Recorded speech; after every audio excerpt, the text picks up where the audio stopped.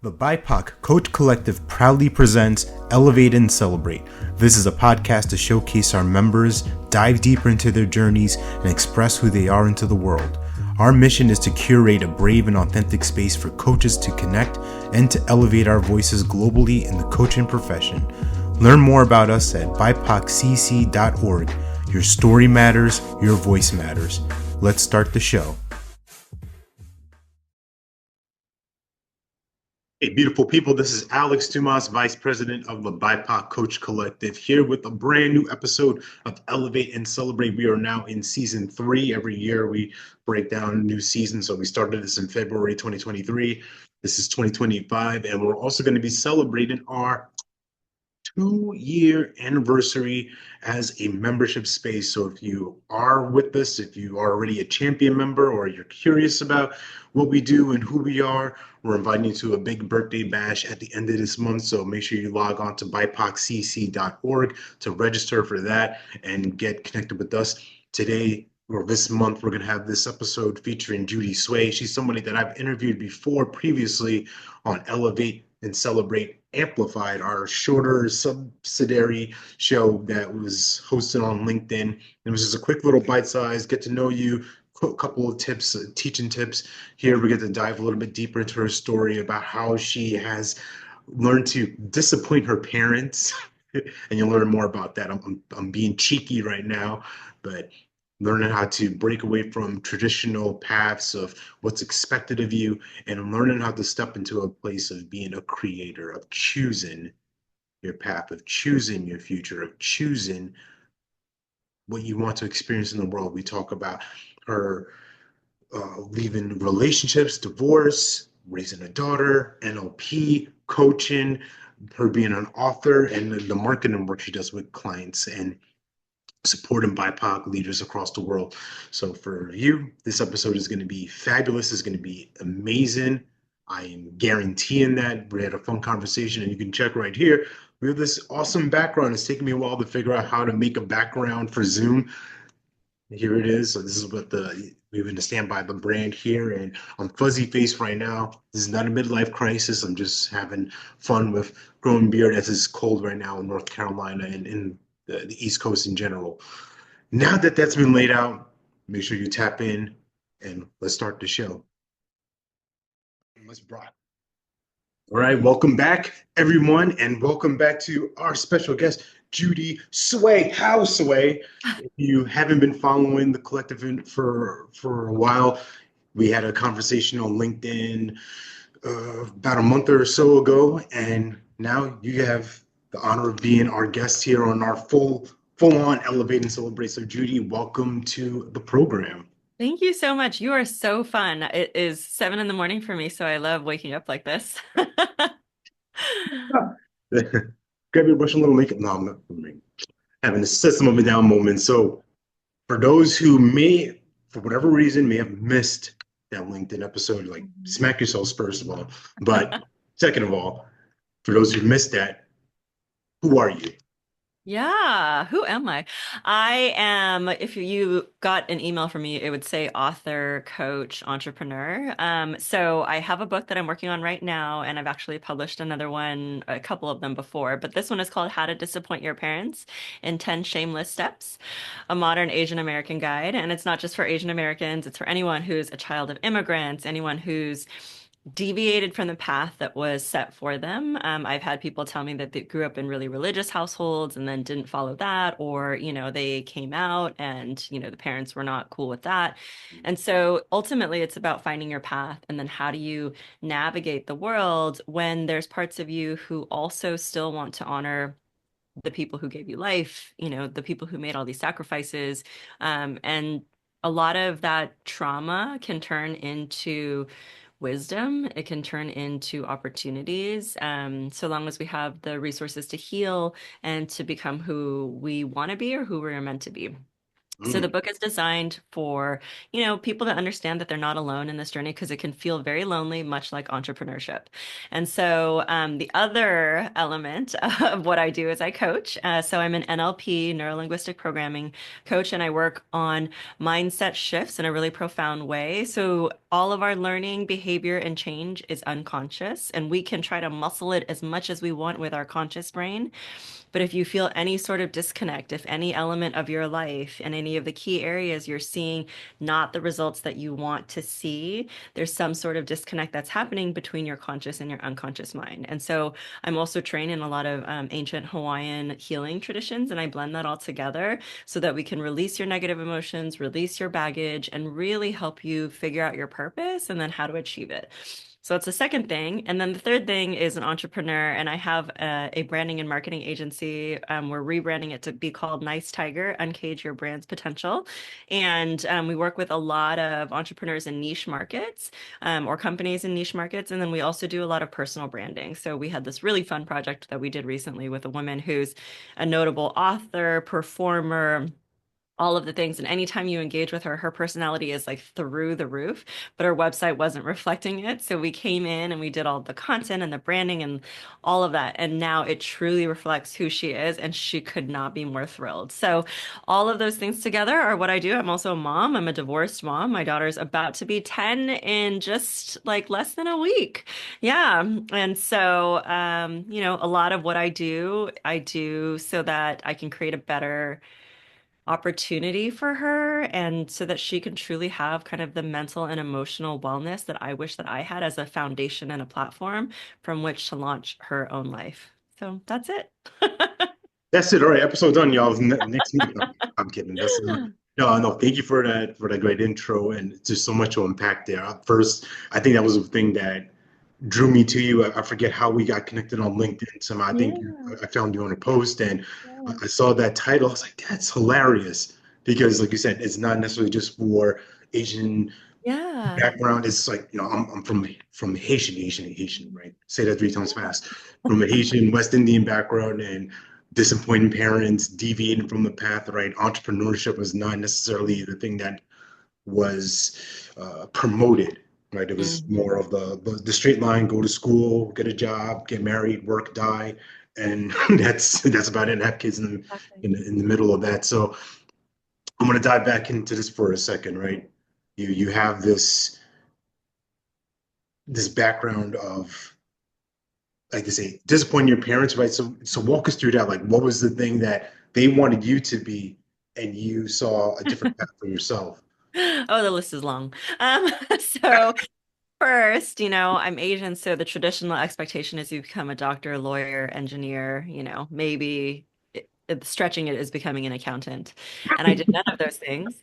I am not scientifically or mathematically inclined. My life has always been rooted around stories and storytelling, living great stories, creating great adventures. And so I became a writer, and all facets of writing, from being a copywriter in an agency to being a travel writer, living across internationally, doing all of these things. I also became a yoga teacher, which, I was then swapped out any sort of professional attire for yoga tights and being barefoot all the time. So that was like one thing. I think the other thing is that I chose to get pregnant before getting married, and then I chose to get divorced. And, first of all, in any sort of Asian culture, it's like you better never have sex. And then once you get married, it's where are the children? So I don't know where that jump happens, like how they expect that to happen. But my daughter very much, I conceived and gave birth to her in Hawaii. And so my spiritual home is Kauai, and she really wanted to come into being. And so I met my then, I guess you could say he was like a new boyfriend. We knew each other for 2 weeks, and we both felt compelled to have a child. And it wasn't like biological clock ticking. If Mm, you've ever been to Hawaii, you can feel that the veil between whatever else is beyond us and here is thinner. And so we palpably could feel this presence wanting to come into being. And we brought it up as a conversation. We're like, this sounds so crazy. But once I brought it up, he was like, no, I know that we're supposed to have a child together. So by 3 weeks of knowing each other, by 2 weeks of knowing each other, we had that conversation. By 3 weeks of knowing each other, we chose to conceive and were pregnant. And so, on paper, it makes sense that I did not know this person very well. And so once I discovered more about him, I realized this is not a healthy situation and I need to leave the situation. And when I chose to get divorced, I have three younger siblings. We're all adults now.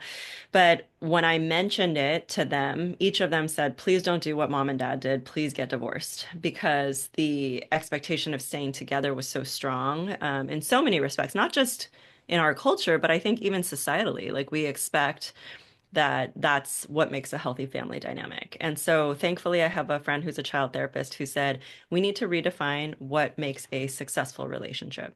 And sometimes a successful relationship is knowing when to call it. Like, you've come together, completed what you were supposed to do, that's it. And then also that because of her, she was able to tell me that my daughter, there's a lot of grief that happens when you choose to, you know, do something different, but then just to even navigate loss of any sort, even if it's the right thing to do. And so I was thinking about my daughter growing up, and one of the things that I had always said, because I grew up in a very chaotic family environment, was I want my daughter to have a healthy, stable environment where she sees two parents who are very loving. That was not going to be my marriage. And so I made that choice. And once I did, thankfully, my friend said, your daughter now gets to see two different realities at a very young age. She gets to see how you're going to live life with her, and she's going to get to see how your ex-husband lives life with her. And from that, she gets to understand, wait, if there's two different realities, then there's more than that. And then I can choose what's going to be right and aligned for me. And so it was actually a gift. And a lot of NLP coaching, what we do is we help you reframe the experience and we remove the energetic charge behind it. So then you can just preserve the learning and the wisdom and then not be burdened by everything else. And so, the divorce was another thing. I also am very open. Like, if you Google my name, you'll see articles of all sorts. You'll see podcast episodes where I talk about, I mean, my podcast is called Fuck Saving Face. So, like, I put an expletive in the podcast name and I do marketing, and people are like, are you sure you're not going to be able to get like sponsors and like whatever? I'm like, no, people who are going to resonate with it are going to know exactly what I'm talking about. And on the show, we talk about everything from sex to, like conscious lifting drugs like, ayahuasca and like ketamine for like depression, all of these things that nobody ever talked about growing up for me that I think were very important. And so I also sent my daughter to a school when she was younger that didn't have grades, because I didn't that wasn't my priority. My priority is to make sure that she's a healthy individual who knows how to stand up for her boundaries, who knows how to have healthy relationships of any sort, who knows how to be resourceful in any situation, who knows how to manage her finances, all of these things that are life skills that we're not going to learn in public school necessarily. She now goes to public school and she loves it. But there's so much that I think I, as her guardian, want to make sure that she has instilled. So there's a lot of things like that that were very different from what my parents taught me. Oh, you're on mute. Here we go. Like pre-COVID, right? This is like rookie mistake. Anyway, It's okay. no, I just love this separation, right, of what the traditional path is and then creating it. And you said the magic word. I love this word. You said a couple times, choose. Mm-hmm. Choice is something that many of us, it doesn't matter black, brown, no matter where you are, that the choice has, I'd say, been eliminated or at least not as heavily accepted, right? It's supposed to be the straight and narrow path. You meet somebody, short time, make a powerful decision. Hey, this is what we both want.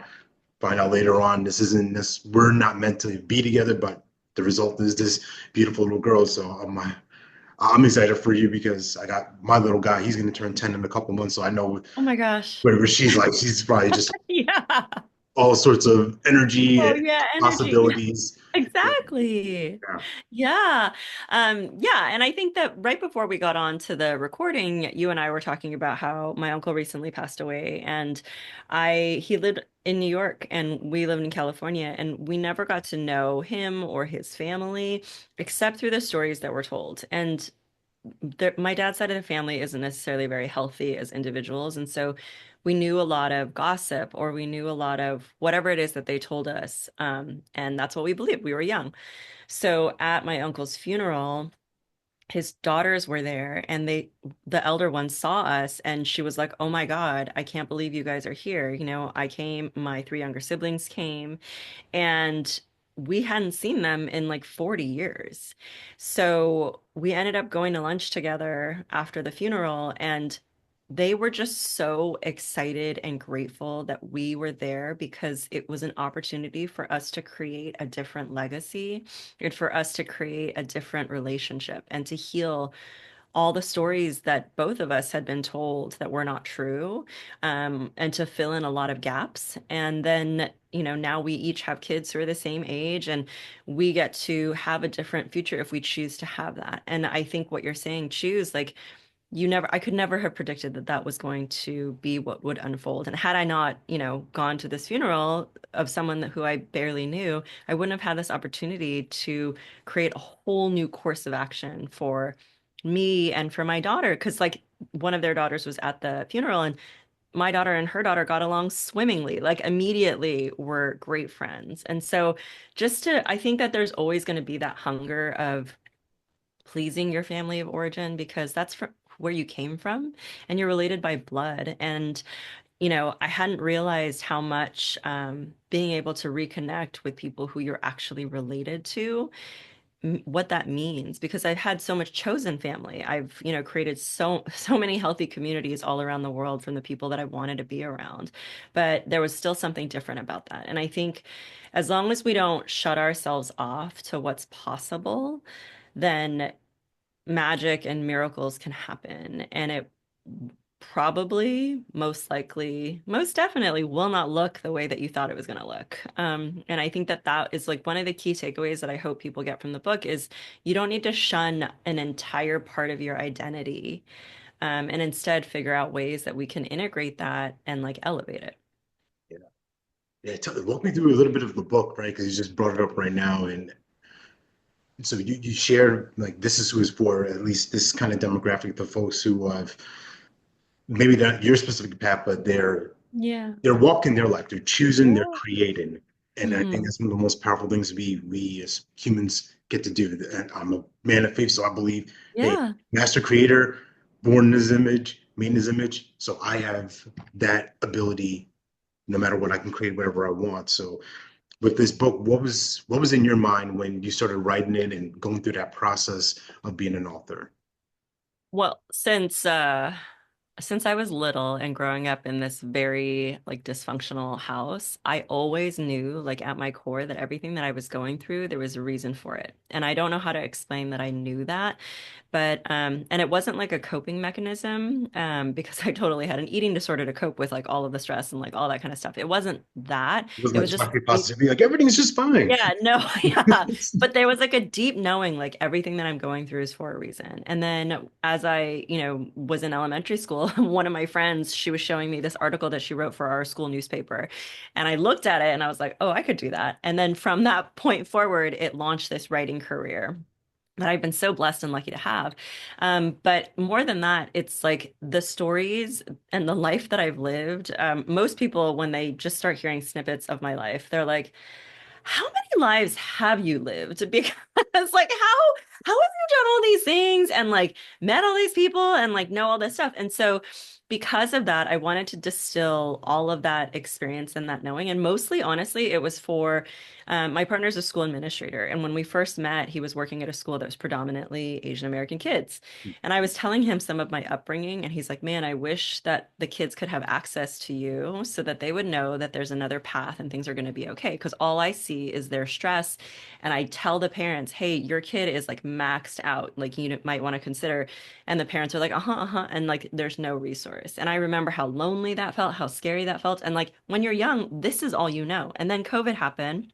Yeah. And then he told me of how many students had committed suicide during, those years and then the years after. Like last year, they had the most amount of deaths than they've ever had at any of the schools that he's ever worked at. And so when I think about that, I think about how someone said a long time ago to me, That's so sad because they haven't gone around the sun enough times to know that it's going to be okay or to know that there could be a different outcome. And I've been severely depressed. I had severe postpartum depression.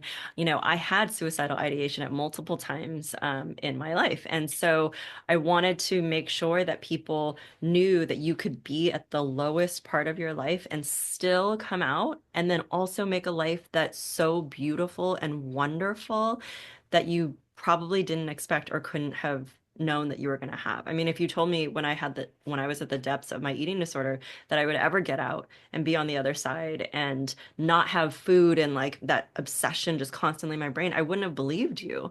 But having lived through it and like I think storytelling because it's not like a self-help, here's the scientific fact, here's like the, remedy or the tool that you can use, but it's stories. Our brains are wired to understand stories. And in fact, in NLP, we use a lot of storytelling, a lot of metaphors, so that your unconscious mind can fully like grasp the lesson so much more quickly. And then to be able to figure out whatever is like the golden thread that needs to be utilized in your life. And so the book is designed so that it has those stories, but then also it offers, some resources that I've found to be super helpful. And like you said, like you're a man of faith, the Hawaiian traditions, I think when you study religions and spirituality, there's so many things that are the same and like connect across the world. And so being able to help nurture your higher self, your conscious mind, and your unconscious mind, like all of that helps you to be the most aligned version that you can possibly be. Yeah, for sure. And stories are Hmm. the fabric of us, right? Yeah. Everything is story.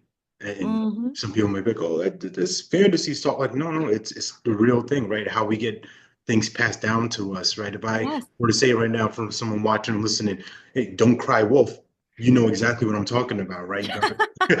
Don't don't fabricate, don't embellish, don't exaggerate, right? Be honest, be upfront, and these hidden lessons within them. And I love what you said. You've lived many lives in a lifetime because we can never be the same people, right? Yes.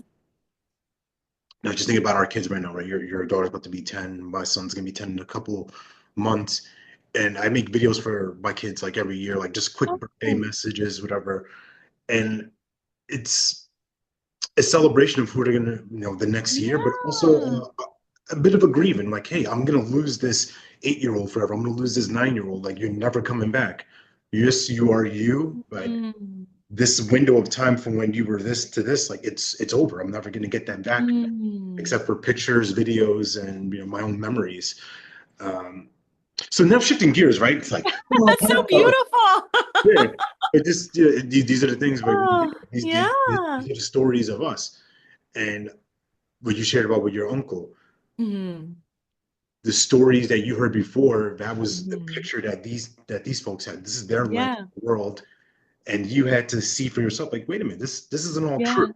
Yeah. Yeah. Actually, I am more connected to them. I actually Yes. learned a little bit more with just some exposure, some experience with people. Yes. I think that's Yes. what we all could benefit from when we have an actual experience of each other. It's like, oh, I get where you're coming from. I don't live it, I don't Yes. understand it, but like I can understand where you're coming from a little bit.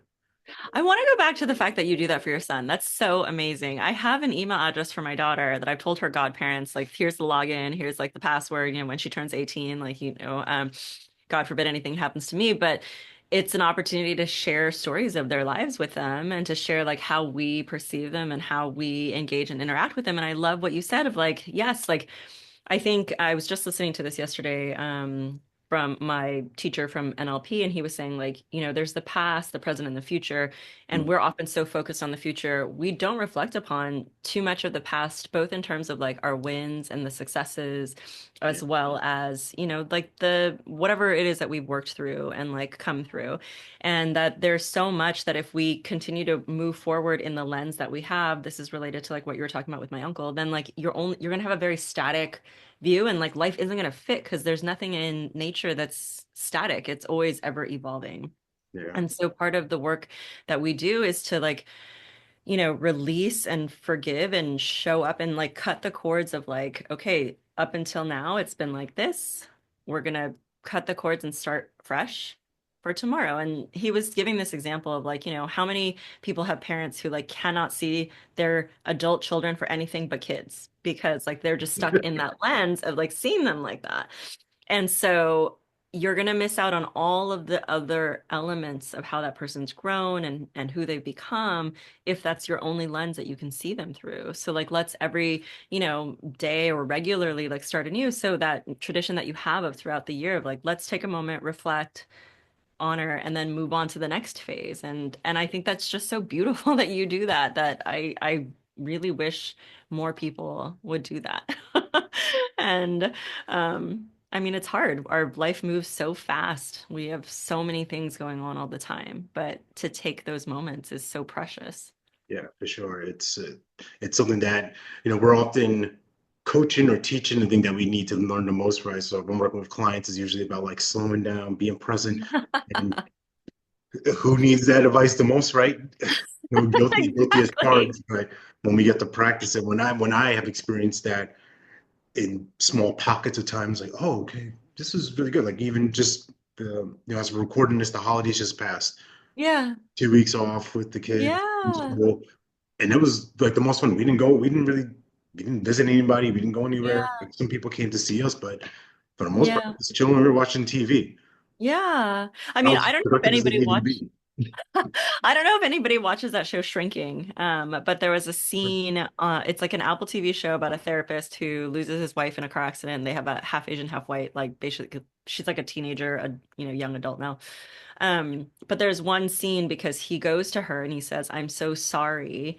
I really messed up after mom died. Like he went veered down like the drug path and like the self-destructive path and stuff like that." And he was getting super emotional about it because he's like, I can't take it back. I can't take it back that like I messed up. And she looked at him and she was like, You're right. You did mess up. That was really bad. It was like a really bad time, but you're forgetting all of the other times that you showed up for Yeah. all the mundane things. Like, she's like, mom was so great at languages, but she did not have the patience to sit with me to do my Spanish homework. So you would sit with me at night and you would go through it and you would never get mad and you would never judge and like whatever. And I thought that was such a perfect encapsulation of how hard we can be on ourselves, of like remembering the big moments in which we failed and like not remembering all the other moments that we've shown up. And that everything that I've ever learned from anybody who has children or who's like a professional who works with children is that it's those mundane things that matter the most. It's like you being there and you being present and you showing up. I mean, like I make time to go volunteer at my daughter's school, which when people like, see my schedule, they're like, "What? How the hell are you doing that?" But the amount of times that I've heard people say, I remembered as a kid seeing my mom at school helping out, or I remember like just like them being there and showing up for the school events, like whatever, like how much that meant to me. And just like thinking about that for my daughter, like I'm gonna do it because like that's, hopefully some of the things that she'll remember. In addition to when I like totally screw up and like, get all pissed off and like whatever it is.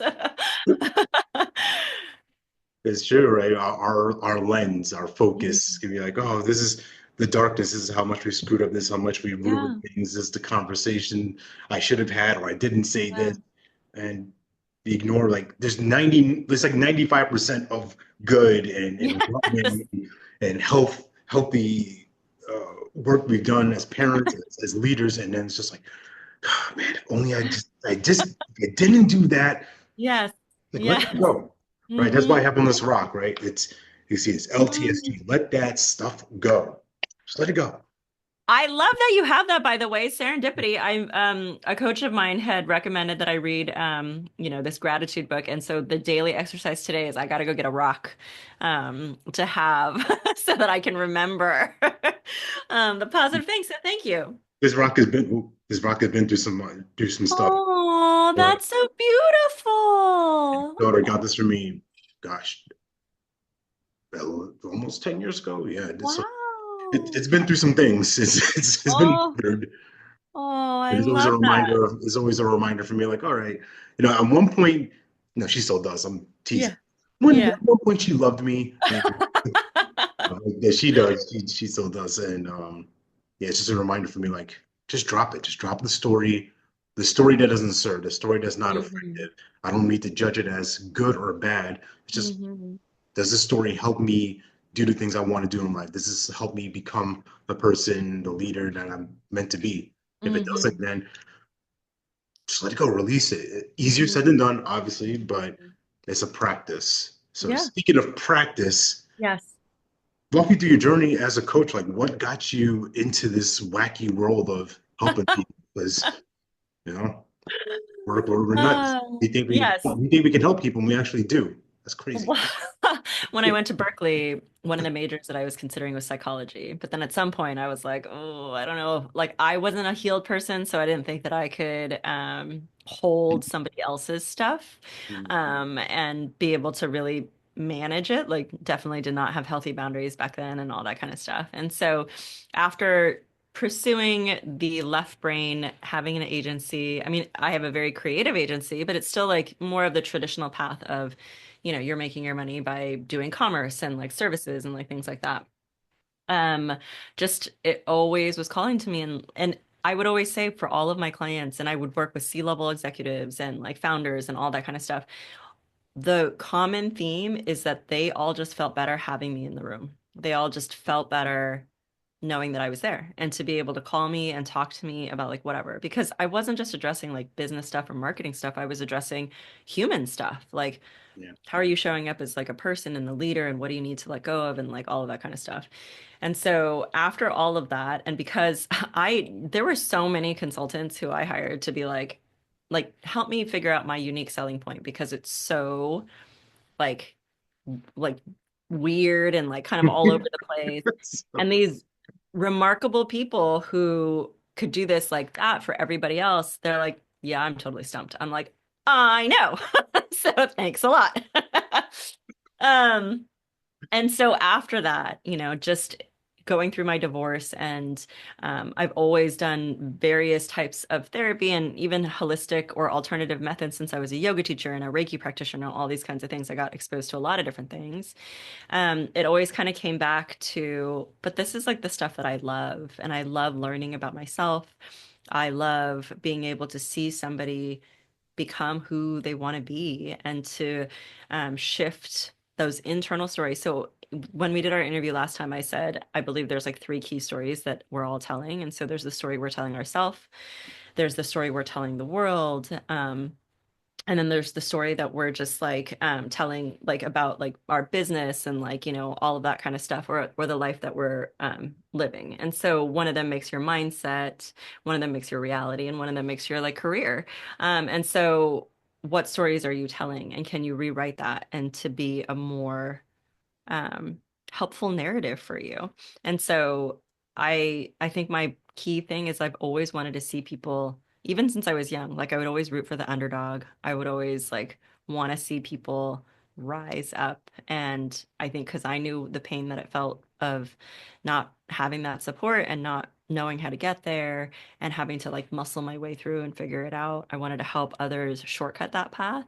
Um, and just really see them like live their brilliance because like you asked about the book, like why the book? Well, hurt people. So I'm hoping that if the more that you heal, the less hurt will be in the world. And like it'll be my small act of helping to change the world by helping you to heal and shift that paradigm moving forward. And so like that I think is ultimately why I became the coach. that's amazing. And I'd love for you to just touch on, you mentioned at the start about, the marketing work, the branding work, and you kind of touch on it here, but like, walk me through what's that experience like for somebody before working with you? Maybe they're lost, they're a little bit scattered or indecisive about how they want to express themselves in the world, right? And then they bump into this nice tiger, and she finds her way into finding the gems, the authenticity within them. So walk us through something like that. Yeah, so usually, I mean, like that last client was a great example. But most of the time, people they have some sort of idea they need to create like a bigger presence, they need to build their platform, they need to do a refresh, like similar to what we were talking about with our kids. These people have outgrown the presence that they've had. And so they need help honing it in, finding the words. The amount of times that people like cry when I present them work because they're like, oh my God, you really see me. You really heard me. You were able to put into words the things that I didn't know how to express, and now I can. And then being able to feel proud to share their presence out in the world, like that's amazing. But I also think that one of the things that happens is I've interviewed thousands and thousands of people because I became an arts and entertainment editor. I became a travel writer. I all throughout like all aspects of my work. And so I wish I had tallied up how many hours. I'm pretty sure it's like more than 10,000. But I've interviewed so many people, and when I became a yoga teacher, it really honed in my ability, and I still do this now with like meditation and mindfulness practices, but it honed my ability to really connect to the intuition that I'd also known I'd always had when I was little. My family of origin didn't support that kind of experience. And so it was just like weird. But I always knew that I had it. And so when I talk to clients now and when I'm interviewing them and whatnot, they're telling me words. I'm listening and I can hear those words. But what I actually hear is this undercurrent beneath that of what they truly want to say, how they truly want to show up in the world, what it is that is their like purpose and their gift. And so when I create and craft and lead my team and respond to them, we're responding to that, like what your soul is like actively trying to communicate. It's almost like I can hear this undercurrent of a conversation beneath the words. And so when I present it back, that's when people are like, what the hell? Like, how did you see that? And I interviewed this photographer, Robert Sturman. He was featured in the New York Times and like all these things. And he still follows me on social media. Like we became like friends and whatnot. But when the article came out about him that I wrote for this online publication, he was like, I've never had anybody see me like that and understand me and know me. And I think we're all people who want that. Like we all want to be seen and heard. So I take that and bring, your authenticity into the mix. And then that is how we create your brand and your presence. And even for clients who, I have a client in like the metals industry. So they source and distribute heavy metals from around the world, like huge, and you would think that that's like a very, you know, s- boring or blue collar like kind of thing. But we totally infuse like the life of his lead salesperson and him as a founder into it because they are the heart of the company. Like they are why people want to work with them. And so I think no matter what industry you're in, there's an opportunity to really let yourself shine and then to show up and attract who you want. Mm, yeah. You being somewhat of a kindred soul to me, I'm gonna pay you this compliment. You are a magnificent weirdo. Oh, thank you. I love it. Yeah. I love that. Yeah, because weirdos change the world. Weirdos see what others can't see, and some of that, I mean, I'll speak for myself. A lot of that is rooted in pain and different things, but Yeah. it's through that not wanting to. You said it before, not wanting other people to feel hurt, not wanting other people Mm. to experience that, right? You get to be a stand, not necessarily take a stand. You get to be that person that stands Mm. for others Mhm. and is a champion for them. So I just want to Mhm. salute you for that. And Mm. give you the flowers now for that. So Oh, thank you. That's hilarious because I'm like, maybe I'll get it tattooed. Magnificent weirdo. it's across the feet now. Yeah. We get close to wrapping this bad boy up. What are you excited about for this year? This is 2025. Like we are Mm. in the middle of this thing. Like Hmm. what can we say? December, Judy has done this. Not necessarily to do anything, but like Yeah. what are the things that you're excited about or looking to create? Um, I'll do it on 4 levels because this is what I take my clients through too. So I'll do spiritual, mental, emotional, and physical. And physical can include like, our daily existence and like the things that we tangibly experience. So from I will start from the spiritual. Um, I'm excited to be going to the Big Island in a couple months and continuing on the ancient Hawaiian healing traditions. As I mentioned, my daughter was born in Hawaii. Like I was not born there, but the second that my foot touched soil on Kauai, it felt like home. And I never felt like that about anywhere. So each time I'm back in Hawaii, I'm so blessed and honored. The islands welcome me back with like open arms. The amount of serendipity and synchronicity is so amazing. So I'm excited to go there, to go with my teacher who's raised in this ancient lineage of healing that's like 120 something generations back. And so he says, like, when he teaches, and for all of us who've been trained in it, that entire lineage is standing behind you each time that you show up. So you have the power of that lineage. And I think that's so beautiful. And we'll go to sacred sites and like that's amazing. Mentally, I am excited to shift a lot of like just like one key area of my life in terms of like value and self-worth and just being. I've spent a lot of my life doing. So I'm excited to focus on the being energy and just like, the allowing and the attracting and like all of that kind of stuff. Emotionally, I'm very excited to potentially. Oh, look at these hearts. Yeah, I gotta give the heart for the being, Thank you. because that's the Western world. Like, you gotta achieve, bro. It's like, whoa, slow down. Exactly. Life will not burn if I can get this Exactly. email in before whatever's in. Exactly.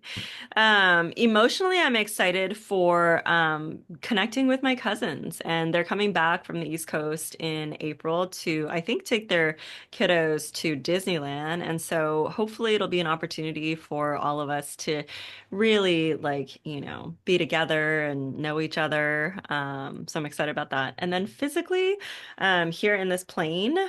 I'm excited for my book to come out, for booking more speaking opportunities, for being able to see that come to life. It's been like decades in the making, I would say. And after a successful Kickstarter, I know that there are people out there who like either support me or want the content. So I'm excited to see that get out there in the world. Yeah, for sure. Let us know. We'd love to support that movement and, Thank and you. promote it to our community. Obviously, having this conversation and beyond this. And before I ask like my real last final question, where can we find you? How can we like be a part of Judy's world? Thank Houseway. You can go to my website, Judy Tsuei, tsuei.com, and you'll see and learn about a lot of things there. I send out a weekly newsletter called The Heartbeat, which has an extremely high open rate, and people say like that's the only thing that they'll read from like start to finish when it arrives into their inbox. It's like very rooted in storytelling, but also helpful resources. And at my website, you can go to the shop because I've recorded a lot of audio meditations. So if you find yourself, feeling anger or stuck in looping thoughts or things like that, I've got audios that can help you really quickly in a few minutes to break through that with NLP techniques. And then I'm very active on LinkedIn, under the same name. And you can go to nicetiger.co if you need any branding and marketing help. Absolutely. Beautiful. Love that. So this question I haven't asked anybody yet, but it was just coming to mind for me. So I was just curious.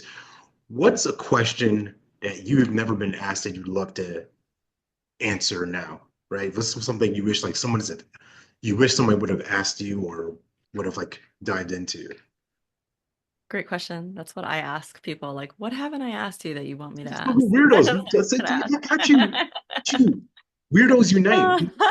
ask. Um, I guess. Nobody ever asks me about my relationship now. I think partly because he's a very private person. But nobody, well, especially on a podcast, they like don't ask about it. But I would say that the reason that it's on my mind and that I bring it up is this person is very opposite from me in so many ways. His career is very opposite from me as well. So on paper, you wouldn't think that we would connect or get along. But because of the shared goal of, wanting to understand and see each other, even when we may not understand like what the other person, like why they're passionate about this or like whatever it is. Um, that openness and that willingness can create miraculous outcomes. And we've definitely had like, ups and downs or like doubts and like whatnot. But over and over again, the common theme has been when we need to figure things out. And if we like take some time to like figure it out, we always come back together stronger because of that shared willingness to um, explore and pursue that. And I will have to say, like, after doing these Huna energetic techniques and understanding, like, okay, so this is my goal in life, or this is like how I want to live it. What here in the current reality may need to shift in order to fit that. Sometimes you have to have like the hard conversations to do it, or to be okay if, maybe not okay, just to like accept that you may need to let some things go in order to make room for the other things. And that's a very hard thing. Like we've talked about grief today, like that's so hard. And so being willing to be open and have those conversations. And then what I was beyond surprised at is this person showed up and said everything that I needed to hear, everything that I was hoping, the ideal like partnership and fit would be. And I would never have necessarily expected it from, this person. So I think that if you're in a hard place in a relationship, like, when I realized I had to get divorced, like there are opportunities and like ways to find that fulfillment elsewhere. Or like if you're in a tough time with your relationship and you're not sure where it's going to go, being open without judgment can lead to remarkable outcomes, to have that kind of kindness and compassionate conversation. And then, I mean, you're celebrating your anniversary today. And so I think that that's so commendable. And, us like weaving our paths and understanding that. So, I guess I think it was just like, yeah, like celebrating, um, the, the dedication and like the willingness to commit to yourself and to learning and growing and respecting the other person's journey as well. Yeah, yeah, well said. Yeah, shout out to him. Shout out to the Tiger King. What? No, but I joke with that, but all jokes aside, right? Of one just being a partner to someone who's adventurous, entrepreneurial, right? Mhm. We bring stuff to this Yes. Oh, ideas and creations, and they're like, this doesn't make any sense, but I'm on board with it. And also being a role model, of a guide for your daughter, right? Someone to not necessarily take yeah. as a fatherly role, but like be there as a Totally. partner with you and raising Mhm. her and Yeah. loving her. So it's good life. Yeah. Yeah. Thank you so much. You're so wonderful. I love, connecting with you. We could talk like for The more show, hours, I know, honestly. for Like, hours. yeah, seriously, it's this won't be the final conversation. Put it like that. Yes. But Judy, I want to just thank you for being here with us. It's fun to elevate and celebrate you. So love the work that you do in the world, the good that you put out, and who you're being as a result of that. So appreciate you. Thank you, and more success to you. And happy early birthday to your baby girl. Well, thank you.